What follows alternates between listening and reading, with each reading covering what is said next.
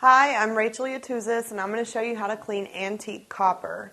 The first thing you want to do is get any dirt or residue off of the copper by washing it with just a regular dish soap.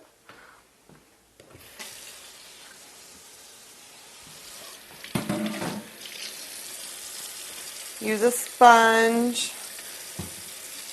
You don't want to use anything too abrasive to scrub copper with because it's a soft metal and it can scratch really easily. So don't use steel wool or anything like that.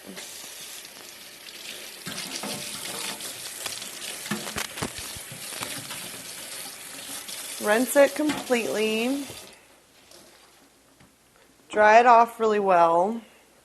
And you'll be left with a greenish blue stain. And the way that you want to get that off is first, get a metal polish and apply it to a rag or a paper towel, something like that. Rub it on there, buff it all over, and wipe it clean. If you're still left with some residue, a few times, you want to repeat it a few times. If you're still left with residue, get some ketchup and apply it to there, let it sit until it dries, and wipe it off. You repeat that, your copper should look like brand new. I'm Rachel Yatuzis, and that is how you clean antique copper.